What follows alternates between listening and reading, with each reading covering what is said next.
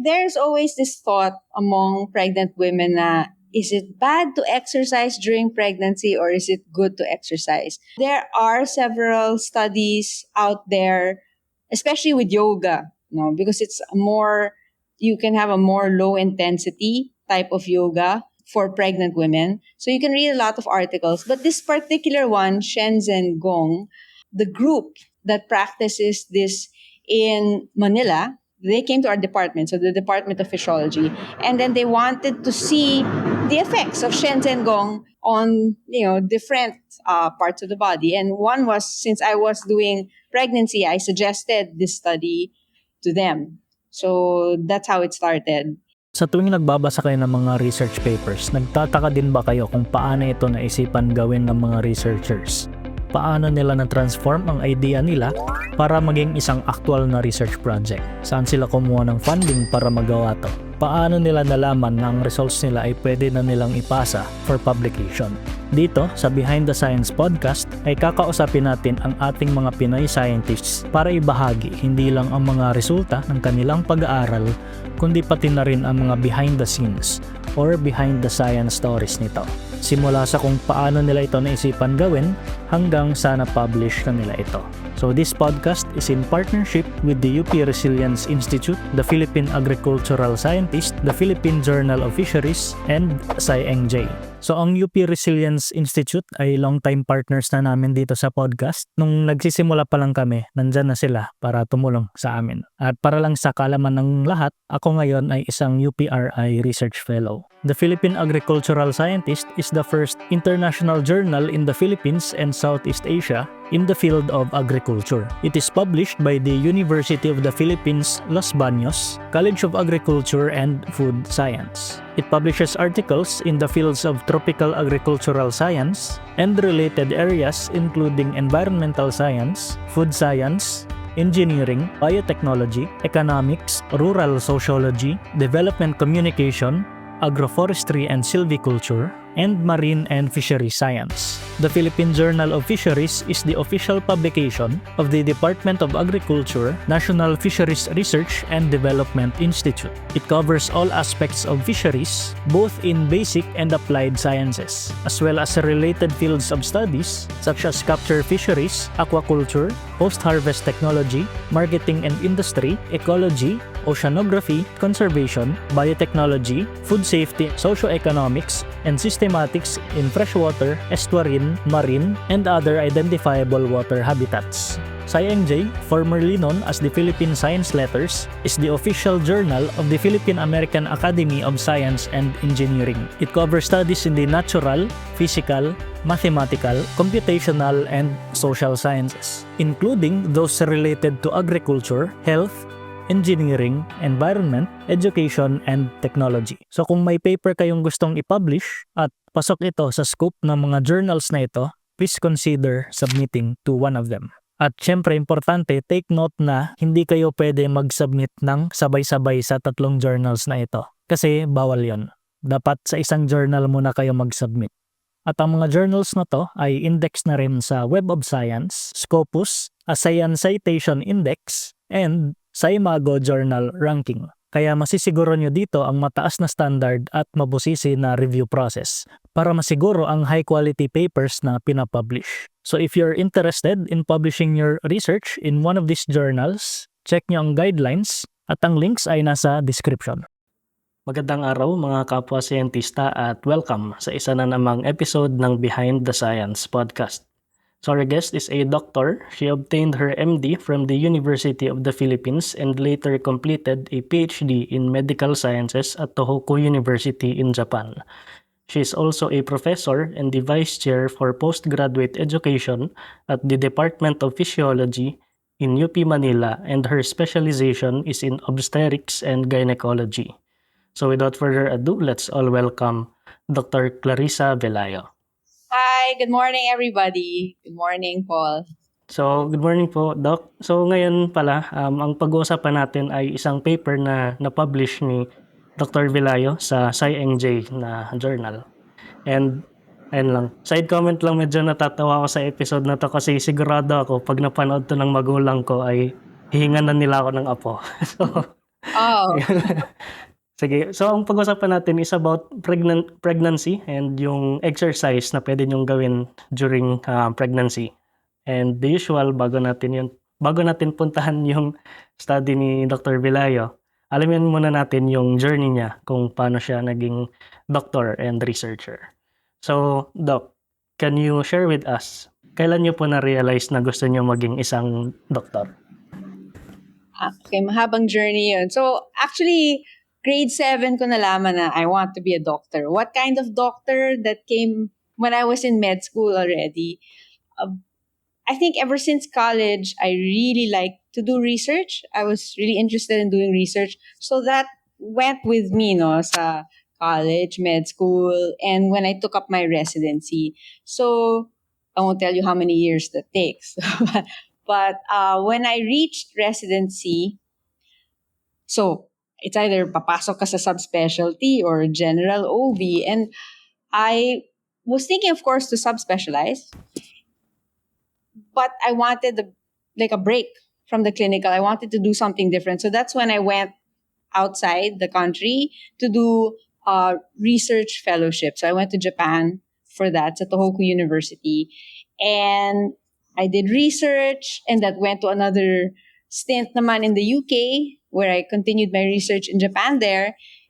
And then I went back to Japan again.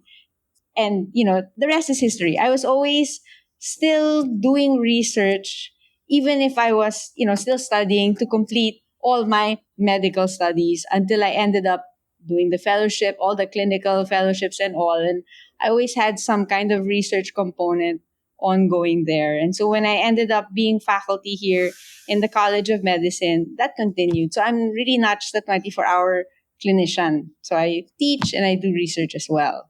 So it was really something that I like to do. Doc, nabanggit niyo yung mga terms na residency and fellowship, gan. Para po ba maging doktor, ano yung mga steps para maging doktor? Kasi wala namang BS doctor, di ba? Parang may pre-med and then... Well, if you're not in an accelerated program, which I wasn't, kasi di ba sa intermed, straight to medicine after 2 years of college, or I think also LaSalle has some kind of intermed program where it's shorter for them. The usual route for people is that they take a 4-year course, they take medical school, which is another 4 years plus 1 year internship, then 1 year you take the boards, so if you're counting with your fingers, and then you take residency. Residency is your specialty. So everybody after the board becomes a general doctor, a GP, something like that. And if you specialize, for example, in my case in OB, if it's a surgical residency, that takes at least 3 to 4 years. I think at least 4 years. And if it's a non-surgical one, can be 2 to 3 years. So that's extra. And then after obstetrics, the specialty, you can even subspecialize. Because, for example, within my specialty, there are other focuses like mine is maternal and fetal medicine. So that's plus 2 more years. Or you can have another one like gyne-oncology, and that's so many years. So you subspecialize. And then you can take all these other fellowships, etc. So it's a continuing thing as a doctor. But at some point, you will say, okay, hanggang dito lang ako. This is until where I want to specialize. And then you just, start practicing na talaga. And then yung specializations po na yun, parang doon na nangyayari yung may additional PhD sa mga doctor. Parang ganun ba yan? PhD and a master's, that's different. That's a different track.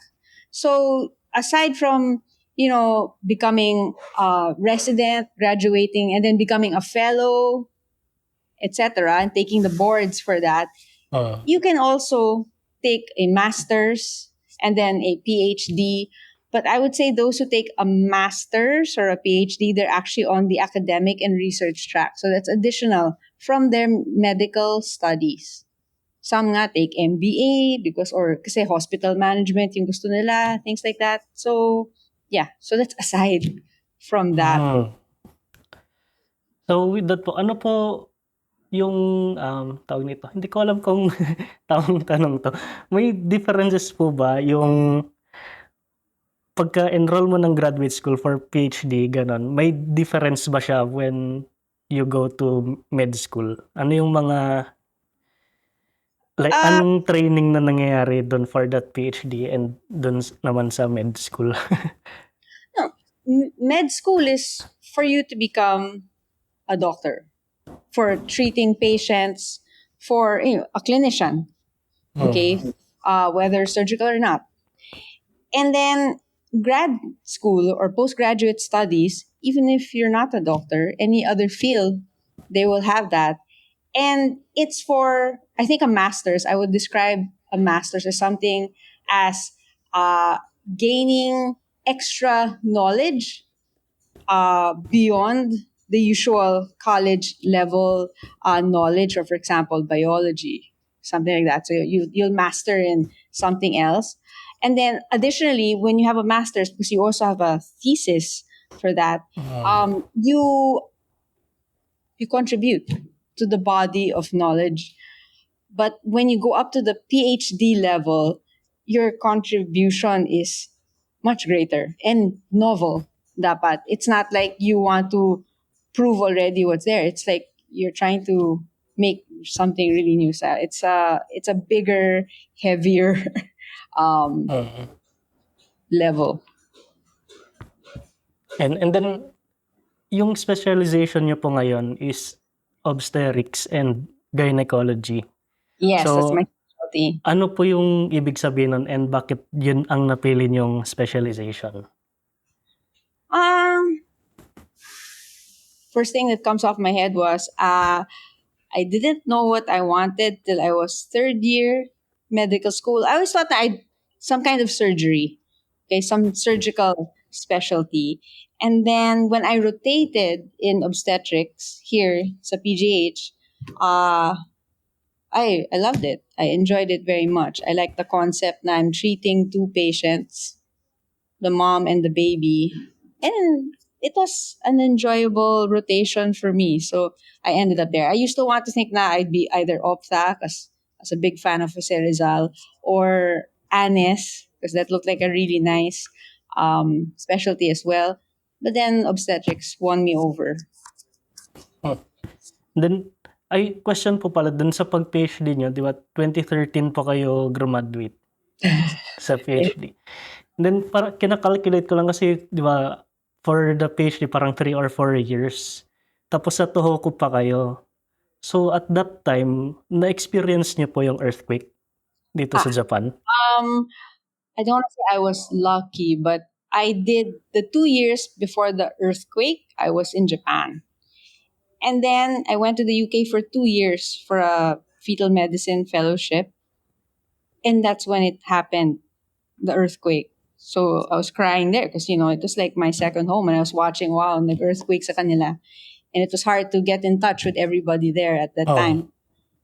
And it so happened, when I finished my fellowship in the UK, I hadn't gotten a PhD yet. I went back home. Pero yung timing, it was the middle of the year. I couldn't do anything. So I talked to my mentor, my professor in Japan, and I asked him, is there something I can do in Japan or work there or study something? And then, or I asked him if my work previously, can I make that into a PhD? And he said, yes, come over. So at the same time, I was teaching there and I completed my PhD. So, kaya I was lucky in a sense na I didn't have to add an additional so many 4 years, 3 years. The work I did previously, they added it together. Nagturo po kayo sa Tohoku? So, Yeah. marunong po kayo marunong kayo mag-Japanese? Right now, I can understand more than I can speak because I hardly practice it. But it's very useful when you travel. You can understand what they're saying, but mahirap na to talk. Speak. Ang galing, at least kayo po naiintindihan niyo ako. Hindi ko talaga siya kaya. Kahit magpo 4 years na ako dito. Hindi ko kaya mag-Japanese. Are you in Japan now? Yes po. Nagpo-postdoc po ngayon. Yeah. No, and the other thing is, because Filipinos speak English very well, they like to practice English with you. So you end up speaking English with them because they like to practice English with you. Ayun. So, I guess, punta na natin yung study ni Dr. Vilayo. So, ang title nito ay, ayun. Hopefully, na-inspire din kayo sa journey ni Dr. Vilayo. And, ayun. I think first time ito na diniscuss namin sa podcast, paano ba ang training para maging isang doktor. So, Uh, ayun. Everyone's training is different. Everyone's journey is different. Mine was kind of roundabout. Tapos bumalik pa ako. Ayun. And, ayan. So, ang title ng study is Shenzhen Gong in Pregnancy, the Effects of a Traditional Low-Intensity Exercise Form on Materno-Fetal Health and Well-Being. So, Doc, can you give us a bird's eye view? Ano ba itong study mo? Well, there's always this thought among pregnant women na is it bad to exercise during pregnancy or is it good to exercise? So you'll have those who have been exercising even before pregnancy and wanting to know if they can continue exercising as well. There are several studies out there, especially with yoga, because it's more, you can have a more low intensity type of yoga for pregnant women. So you can read a lot of articles. But this particular one, Shenzhen Gong, the group that practices this in Manila came to UP and then they wanted to see what they came to our department, so the Department of Physiology, and then they wanted to see the effects of Shenzhen Gong on different parts of the body. And one was, since I was doing pregnancy, I suggested this study to them. So that's how it started. And our premise was we had to look at both mother and baby. So sometimes, is it good for the mother or will it also be good or bad for the baby? So that's why this study was designed as such. We would also look at the baby as well. Yung term na Shenzhen Gong, parang Chinese po siya na terminology. Ano pong origins nun? Okay. So, yung Shenzhen Gong kasi is, well, I think for me, it's more related, when I read about their history, it's more related to Qigong. So it sounds like it looks like, sorry, I don't know if you can hear that noise. It looks like it was an offshoot from Qigong. And in particular, what I find to be the difference, so it's not just the movements, but it's also the meditation that they do. So it's movement, meditation, and it's also their whole idea that this movement and meditation can bring forth love. So yeah, they have that whole theory, that whole belief. So it's not just exercise. Pero yung practice po na to, bago lang po ba siya or does it date back to ano? Okay. So looking at it, Qigong is really old. Okay, so 4,500 years old. And the guy who started this movement is actually still alive. They call him Master. So he even comes to the Philippines to visit their group. And so how do I say this? He orchestrated this kind of practice. Okay, and yeah, it's all about maintaining or cultivating your chi. Okay, and yeah, through meditation and exercise. May questions pa pala ako dun sa ano. Kasi parang may dalawang keywords for me dun sa title. Yung low intensity and exercise. So, yung exercise po, ano po bang ibig sabihin when you're doing exercise? Like any kind of movement exercise na po ba yun? And yung low intensity, how do you define yung low intensity? Exercise can be low, moderate, and higher intensity, or for our patients here, we gave them in the beginning, baseline, they all took a PPAQ, or a pregnancy physical activity questionnaire, just to see the level of exercise or activity that they did. So some of them didn't exercise at all. Some of them, their exercise was doing like household chores. And then some of them, they did more than that. They were really exercising. So you have those who are sedentary, so that's the lowest, they don't really exercise. And then you have light intensity exercise, you can have moderate exercise, and those with vigorous exercise talaga. And most of the people that we looked at, they had light to moderate exercise, which basically was chores, or maybe after dinner they would walk, things like that. And then and since nabanggit yun na nga po yung parang tawag nito, kind of nasa methodology na. Can you walk us through din po dun sa methodology nung paper after nyo tanungin kung anong klaseng exercise yung ginagawa nila? Paano nyo ginawa yung mga experiments?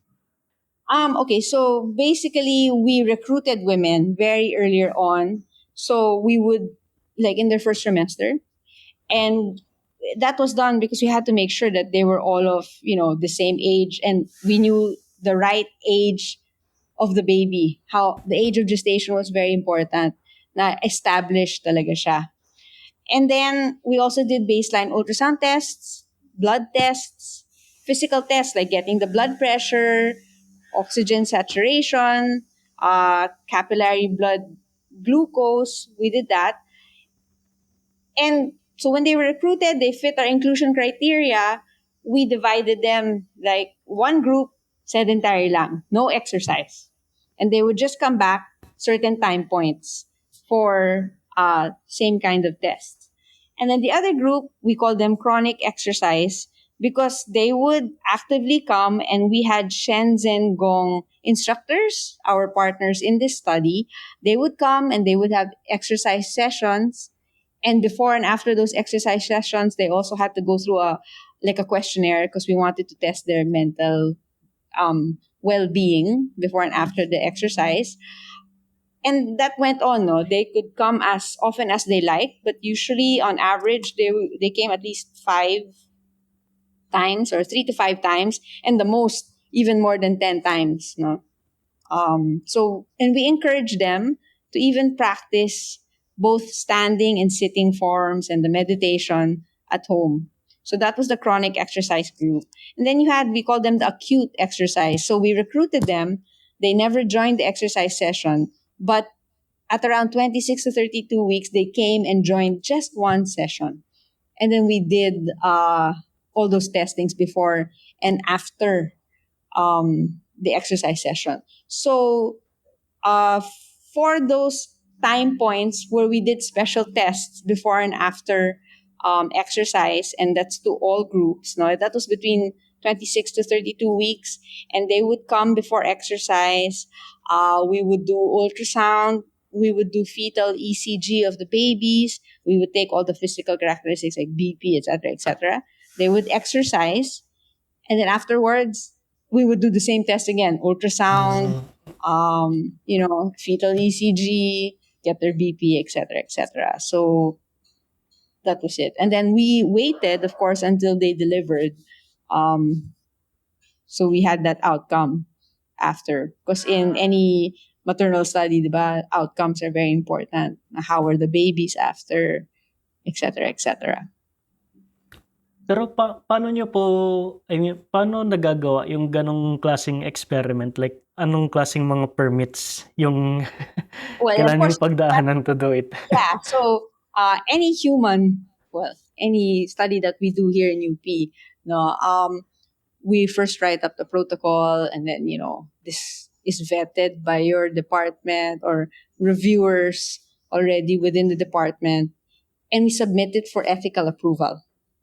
And that should include already all the forms, like even the consent forms that you have to give these women for them to give consent to the study. So once that's approved, you can start. This is really simplified. I'm not talking about even looking for the sponsor, the grant, or how to apply for a grant. So it's just short of it all. Briefly, talaga, it's you have to get your protocol approved. And even before getting the protocol approved, you already have to have agreements where, your study site is, where, how it's going to go. So you have that protocol approved, and then you start if you have funds to do it or the means to do it. Yung protocols po na yun, within the hospital lang, within PGH, or parang may medical board talaga na nag-evaluate niyan? Well, for UP Manila, we have the UP Research Ethics Board. So they approve. Everybody submits to them for the research. And then, they give approval if we can do the research or not. And then, i-recap ko lang po pala kung tama yung pagkaintindi ko sa method. Bali, at the start of pregnancy, may ni-recruit na kayo para gawin yung experiment. And then, throughout the pregnancy, habang nag-check up or follow-up check-up sila sa inyo, pinapagawa nyo yung mga exercise. And then, pero, before the exercise, may mini-measure na kayo na parameters, and then after the exercise, sinusukat nyo ulit yung the same parameters. Ganun po ba yan? So, we recruited them early because it's very important in obstetric research na establish na talaga yung fetal age. Okay, so you'll have people doing first trimester scans for that. And when that's all clear, and we took women without morbidity, so walang hypertension, walang diabetes, so there were exclusion criteria, we divided them into the 3 groups. And one group didn't exercise, one group exercised like regularly, and one group will only exercise during one time point at 26 to 32 weeks. So all of these women were being monitored, right? When they come for exercise, they always do this questionnaire just to see how they feel before and after exercise. Okay, but beside that point, at 26 to 32 weeks, all of those 3 groups had a special session, meaning they would come, except the sedentary, they would come, we would do ultrasound, fetal ECG, get all those, blood pressure, etc. They would exercise, and then we would do it again. So we see acutely, before and after exercise, how it affected. And then chronically, we can see that with the chronic women. Yung sedentary, they came also at 26 and 30 to 32 weeks pala. But they just sat down. So we measured it, before they just sat down, relaxed, and then after so many minutes, like 30 minutes, like 30 to 40 minutes, we did it again. Basta hindi sila nag-exercise. Pero kapag ganun po ba, hindi ko sure kung tama yung tanong ko na to. Pero kasi, for example, kasi parang ang liit nung time interval between the measurement. Well, yan yung impression ko. So for example, sa audience, hindi pala ako medical doctor. Curious lang ako sa Curious lang ako sa method. So for example, before the exercise, measure kayo nung heart rate or yung oxygen, tawag ba dun? And then after the exercise, significant talaga yung yung nakikita nyo na parang improvement or gano'n. Can you walk us through yung results? Yeah, so yung results that we saw were, number 1, before and after, how should I say this? So there were significant increases in maternal well-being. Let's talk about that first. They, of course, felt better after exercise. That's one. For the physical outcomes, in those who did exercise chronically or regularly, their blood pressure, systole and diastole, even the mean arterial pressure, their heart rates were all lowered, usually after exercise. And then those who exercised acutely, okay, or once lang, or sedentary people. And the other thing, their oxygen saturation, how much oxygen was in their blood circulating in their body, was much higher than the others if they were doing chronic exercise. So those were the observable significant things. Now for the baby, when we did fetal Doppler studies, which is just looking at the blood flow patterns of the baby, we saw that there was really no effect before and after exercise, whether it was acute or chronic. So for me, I think you need a bigger sample population for that. But at least I can say that for the 89 women that we saw, exercise wasn't detrimental to the baby at any Oh. point. So at least, Ah, that means, well, that meant that. And yung question ko po dun, ma'am, hypothetical lang 'to, what if may nangyari na negative effect or ano yung worst case scenario and how do you prepare for that? Well, okay, take it that in any study in medicine or when you're studying things like that, a negative um, result or parang a result that, diba, you're all expecting na sana this will be the result, it's all nice. Oo. But a negative result is always something that not only you learn from, but you have to know how to deal with. So if it was something that it was harmful to the baby, and since, usually these studies, you don't wait until the end na you finish your sample recruitment ng lahat, all the so many hundred or women, tapusin mo muna, then see if there's a problem, it's causing harm. There, what we call interim reports na you analyze maybe midway and then see, oh, if you see already harmful effects or negative results like that, then you should decide na, oh, we should stop the study. We don't have to continue. oh. So there are things like that. There are results naman na we want to see if it's good for the baby and it wasn't. Or if it's good for the mom and it wasn't. So you have to honestly conclude that in your report, right? Na we did this and obviously this exercise doesn't help at all or no effect. Pero during that duration po ba nung study, ini-inform niyo din yung patient like yung progress? Yeah. So it's part of, I think, when you have patients as you're not dealing with mice or, animals, no? So in human studies, and you'll see this also for it to be approved or also in the consent, it is their right to know Mm. if there are any findings that will change their management or if there are any findings that can like help them or be beneficial to them. So during the course of the study, any tests that we would do, they're available for their physicians. Like the ultrasounds we did, those were traditional or the usual ultrasounds that you can do in pregnancy. So that one, we gave the results to them that they can also use it. When they check up, they show their ad- their attending physicians. So these were not hid from them.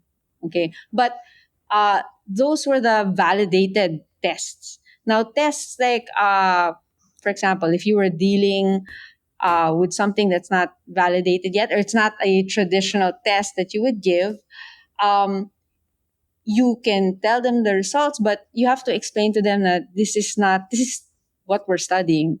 This is not validated. So this might not be useful for you clinically or in the management because, we can't prove that if you do this, na, you'll have a better pregnancy. So that's what's being studied. Ayun, so I guess madami na kaming na-discuss ni Doc Vilaya dun sa paper niya and siguro recap ko lang kung tama yung pagkaintindi ko sa buong paper. So, may misconception na yung exercise during pregnancy ay masama dun sa women and also sa baby. Pero dito, sa study nila, ipinakita nila na through low intensity exercise na tinatawag na Shenzhen Gong ay okay lang ang exercise. Nakaka-improve ng well-being ng mother and wala siyang negative effect sa baby. Tama po ba? Yeah. So it helped the mothers in some aspects, and then it was not detrimental to the baby. Ayan. So since na-discuss namin yung during pregnancy, siguro sulitin ko lang tong time na to with Dr. Vilayo. So, discuss siguro natin konti Doc, yung yung nangyayari naman, like, di ko alam kung tamang term to before. Pero kasi ano po ba yung dapat na gawin ng isang nanay para ma-make sure yung healthy na pregnancy? Like, at the moment na malaman niya na buntis siya, ano dapat yung steps na kailangan niyang gawin to make sure of a healthy pregnancy? You see, I think what you said is the key. It does not start pag nalaman mo na buntis ka. Dapat, even before getting pregnant, pregnancy outcomes are better when pregnancy is planned. Okay, so, you're supposed to be taking folic acid 3 months before, making sure that you are in the best condition. So when you get pregnant, you adapt to the pregnancy in the best way, right? So that's one. It starts before. And then during pregnancy, I think mothers have to make sure that, unfortunately, even if the pregnant woman is a doctor, no, you always need, and I believe, you always need some kind of monitoring outside of what you do for yourself. So whether you see a doctor or in your area there's no doctor, it's a midwife or a barangay healthcare worker, there are certain things that should be checked perennially, or how do I say this, regularly. Your blood pressure, your weight, simple things like that, to see if your diet is good, the environment you're in is good. And we're not only going into all the blood tests already and the ultrasounds, because sometimes, if you're in a low income country or an area where you can't afford all of that, that's not necessarily needed all the time. But the simple things, no, if by yourself, yeah, I don't think everyone's super humans, you will need some sort of guide or someone to help you oversee that pregnancy. So visiting your friendly barangay health worker in charge of you, midwife, would be good. So all these things, everything like your weight, your blood pressure, everything is monitored during pregnancy. So that's another thing that will help the outcome, because those are that helps prevent certain things. No? If you already observe early na, mukhang tumataas ang blood pressure niya, or mukhang medyo bumibigat siya mabilis, or things like that, that's, diba, prevention is always best. So then you have to refer or do something about it. And then I think because pregnancy is not only the mom and the baby, but it involves the father as well, it takes, for better pregnancy outcome, it takes a whole family to prepare for it. So economically, environmentally, even nutritionally, because whatever the mom eats is what they eat at home. Even smoking, ganyan. I mean, so it takes that whole family unit to prepare for the pregnancy. Not only money, saving up money, right? And then knowing what hospital to go to. And because they see somebody who helps them all throughout pregnancy, these people are usually trained to explain what happens during labor and delivery, how they are guided on how to deliver this baby. So hopefully everyone, it's better talaga kung normal delivery. So, they're told, okay, this is what's going to happen. You need to, diba, you need to push, you need to do this, you need to do that. How to breastfeed after pregnancy, how to take care of yourself and clean yourself after pregnancy, all of that. So, it's an ongoing process of making sure that the whole pregnancy experience is a happy one, because all measures to make it safe were done. May mga din po ba yan? May din po yan, Doc, di ba? Mga vaccinations na kailangan during pregnancy para mas siguro na hindi ma-transfer yung sakit sa baby. Ano po yung anong mga kailangan na ganun? Yeah, well, so you take the flu vaccine, and then at around 37, sorry, not 37, 27 weeks. We also give Tdap because, for example, yung tetanus, diphtheria, pertussis, the baby cannot get this vaccine right away. You know, when they're born, they don't get it right away. So the mother transfers the protection to the baby. When they get vaccinated, they transfer the protection to the baby while the baby's still in the womb. So there are certain vaccines like that.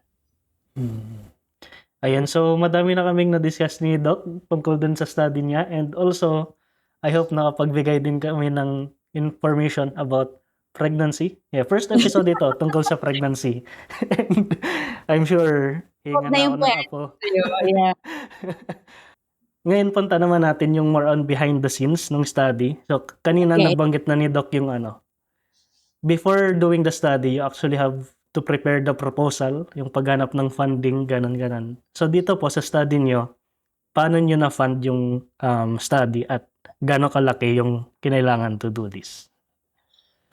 So we couldn't do this alone. So definitely this was a collaboration between UP, the Shenzhen Gong International Manila, and our sponsor was the Philippine Institute of Traditional and Alternative Health Care, which is PITAC.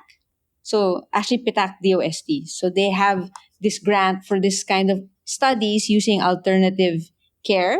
So, you know, things like acupuncture, traditional herbal medicine. And kasama na doon was like our study kasi we were using Shenzhen Gong, so which is a traditional kind of exercise. And so we got our grant from them. Thank you very much. And from there, you know, it's staffing the people in the study. So mostly it was me. I had a co-investigator, Dr. Sherry Ann Suplido, who's also a maternal fetal medicine specialist like me. We had our research assistants. We had our staff also, research staff here. We had, so the pool of instructors, medyo marami rin sila from Shenzhen Gong. So they would take turns doing the sessions. So, yeah. And then of course, you have the support team from UP because, you know, like the Argao and other offices in UP that help us with study. So you really can't do research alone. Ay, Doc, nakalimutan ko pala itanong kanina. Gaano po kadami yung ano bang term? Patient or test subjects? Well, so you have to remember that we started before the pandemic, and then in the middle of the study, the pandemic came. So we really didn't reach the number that we wanted. So we ended up with 89 women. So for the chronic exercise group, we had 35, and for the acute exercise, 21, and we had 33 no exercise patients. But we really wanted at least 50 for each. But yeah, the pandemic happened. So yeah, it was hard to get, especially pregnant women, to come to UP Manila, and PGH was a COVID referral hospital, diba? So parang we had to stop that. Ay, so bali during that time po, tinigil nyo yung study and then niresume lang after some time? Well, it so happened that we had that number already, and then we had to stop at that because there was also the time limitation given from, you know, our sponsors. So yung 89 po na yun, sabay-sabay yun na 9 months or parang ganitong number, ganitong 9 months and then No. separate So what lang? happened was our recruitment was maybe the first 6 months, right? And then you have to, and they don't all come at the same time, at the same age of gestation. So some were earlier or older in gestational age, and some were younger. So we had to wait until all of them delivered also. Yeah, there's only so many you can do in a 2-year period. It was extended na because of the pandemic. And so na-mention nyo po yung pandemic. So in addition po with that, ano po yung matatawag nyo na naging challenges in doing this study? Well, one is because in the pandemic, there was that fear of contracting COVID, especially if you came here, which was a COVID referral hospital. Okay? Nobody really knew back then, diba, how COVID was transmitted, what would happen to the baby if you got COVID. So we had to, you know, play it really safe, and we had to finish those recruited that we had recruited already, and then that's why we had to stop at a certain point. But we had 89 patients naman to analyze. So that's it. So that's one limitation of the study. We would have wanted a bigger sample population, and especially for the fetal results, no, it would have been better if we had a bigger number. But then, yeah, COVID happened. And so speaking about yung pandemic, naalala ko pala may previous episode kami with Dr. Cynthia Saloma. So first 15 episodes, check nyo lang.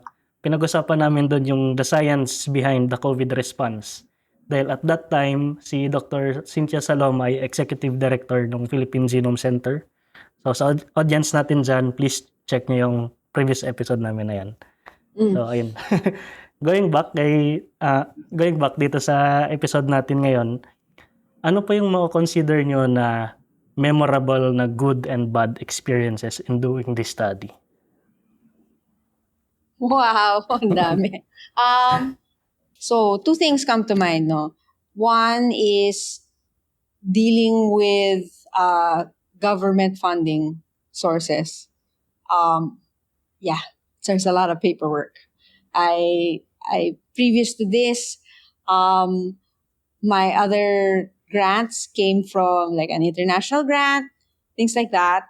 Yeah, mabusisi rin sa paperwork, but more so talaga pag, it's a government-funded source. So all the record keeping, wow, if you weren't neat from the beginning, I would suggest talaga for early research. And for me, this was an early research, part of my early research career, because I had just come back, and maybe after, and then I did study again when I came back, and then this is just like 2 years after I had finished all my studies.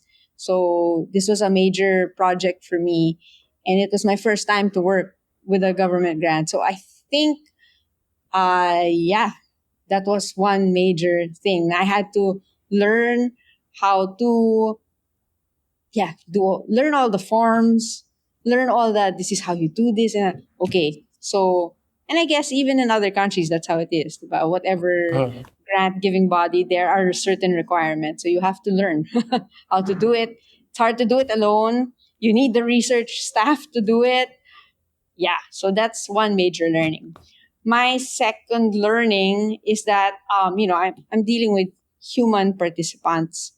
And unlike robots, they can all be programmed to be the same, and then you'll do what you want them to do. This one, you're dealing with individuals. Even if there's a consent form that says that this is how we protect you and these are the things required of you, there are, how would I say this, occurrences that you can't help. So, for example, compliance to exercising, to coming, being more regular, I think it's also in the culture of the country. What I want to say is, of course, you can't control your patients to a certain degree, but the motivation for continuing research, especially during the COVID pandemic, or to give the requirements, it really, I think it depends on the people you're dealing with. For example, I was in the UK for 2 years and was doing research there as well. And I would like to say, as a people, they're very interested in doing research and to help science. For example, we would collect, they have this huge biobank there. So they would come on regular basis for their regular checkups. This is just an example. We would get consent na, can we have your blood? And it's for future research, things like that. And they're so happy to give it. But the Filipino, I find, because they're not exposed to that kind of I would say. It's not regular for them to come in, can I have your blood for research? And, and all of those things, no? It really takes more explaining, and there is more, I guess, the mentality towards it na, why do I need to do this? It wasn't really an open thing. But then, that's not always the case. There are women who are really help. There are women who are really happy to help.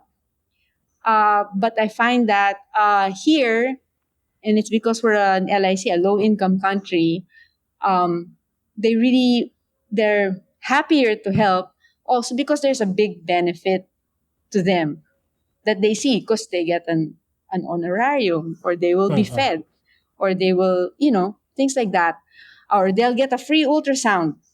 Okay, but like in the other more progressive countries that have been doing research in their population, and where they see, in the textbooks silang, where science is more progressive, without compensation, you just talk to them and say, we're getting blood for the biobank, things like that. Are you okay for this to go? Yeah, they're happy to give it even without being paid. So it's Oh. the whole mentality that I learned is really different still here back home. So those are the two things. Ang haba na sagot, pero two things. Okay naman. Sorry. Actually, yun din nga pala sana yung itatanong ko po sa inyo, Doc, kung may honorarium ba or other form of sa Yeah, mga nagiging yeah, patients for you this have study. to compensate them because some of them were still working. So, and also, they don't all live here in Manila. They had to commute, So, even if the ultrasounds were free, we would give them free merienda also, things like that. They were paid, like, every time they come, 500 pesos or some kind of compensation, which is fair. Okay, but Mm. I'm just saying that in other countries, they don't need to do that. Ayun. So, almost 1 hour na po tayo, Doc. So, kailan na rin natin mag-wrap up? Happy to answer any questions, especially if your mom and dad has questions. Ayun. So, ano po ang ma-advise nyo sa mga aspiring doctors, aspiring researchers? Wow. I find that coming from somebody in a teaching background as well, the interest to do research is not in everyone. Maybe we didn't grow up in grade school na, we weren't honed in that way na lahat interesado. And there are particular individuals who really like to do it. So you'll see high school, college, med school, interesado sila. But there are really those na, no, I just want to be a doctor. I just want to go to the clinics. I just want to do surgery. And that's nothing wrong as well. But I think for research to really move in the Philippines, to have more people do backbone basic research, you really have to have programs that will pick up individuals who have that potential and to help them. So yeah, like we have an MD PhD program here in UP. They have an MD MPH. So because doctors, you can not necessarily just be a clinician. You can do so many things as a doctor. But basically back to research. If you want that to move, you have to get more people who like to do it, and you have to support them, I think. Ayun. So, hopefully, may bagong batch naman tayo na na-inspire maging researchers. Kasi itong podcast, lahat ng episodes dito ay may at least isang featured na publication. And, ayun nga. At ngayon, may partnership tayo with local journals, yung Philippine Agricultural Scientist, the Philippine Journal of Fisheries, and SciNJ, para i-share yung mga studies published dito. So, ayun. Hopefully, dadami pa yung mga researchers natin in the future. Yeah. So, last question po, Doc. Do you have anything to promote? Do I have anything to okay. Why? So one is that I want to promote our masters in physiology here in UP College of Medicine. So I'm with the Department of Physiology. We have a master's program, and we also have a diploma in physiology program. So if you take it on time, it's just like 2 years. But it's really for those who not necessarily have graduated as doctors, but those in the academic track who teach science, those even in pharma or other companies or services na they want to understand human physiology in order to explain, for example, to their client better or the product that they're making, things like that. So we have this program here. It's a thriving program. I think we're getting more students. And I think if you want that, if you're looking for, adding a little knowledge and also a little credentials, this is a good opportunity, I think, as well. You don't have to be a doctor. Ayun, so I guess hanggang dito na lang muna tayo. Maraming salamat po, Dr. Vilaya, sa pagpapanlak ng aming imitasyon.